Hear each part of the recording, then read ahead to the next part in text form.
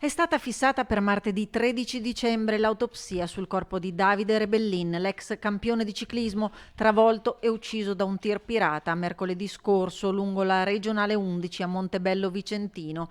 La procura di Vicenza ha incaricato il medico legale Vito Cirielli per l'esame autoptico. Si allungano così anche i tempi per il funerale previsti nel Duomo di Lonigo, dove vive la famiglia d'origine del campione.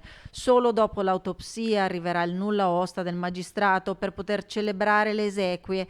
Sono giorni di attesa per tutti i familiari, la moglie Françoise Antonini Rebellini in primis, con cui il ciclista viveva a Montecarlo, che ha affidato ai social lo straziante addio al compagno. Angelo mio, l'orrore che hai passato mi strazia, scrive in un post. Andare avanti sapendo che non ci sveglieremo più l'uno nelle braccia dell'altro mi fa a pezzi.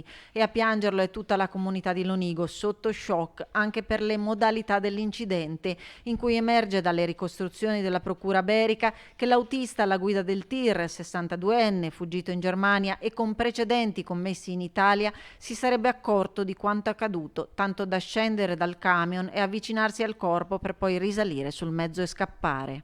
Non è possibile che uno si fermi e poi risalga nel mezzo e vada via. Siamo stati tutti colpiti proprio, una cosa che ci ha toccato veramente. In Germania, da quello che ho sentito lì per la televisione, non hanno neanche l'arresto per l'omicidio stradale e via dicendo, insomma. Intanto continua il lavoro della procura. Gli investigatori potrebbero arrivare a chiedere anche una misura cautelare, viste le dinamiche dell'incidente e la fuga dell'uomo, che lavora per una ditta di spedizioni in Germania, indagato per omicidio stradale con omissione di soccorso, per cercare di cristallizzare al più presto ogni singolo elemento utile a ricostruire quanto accaduto.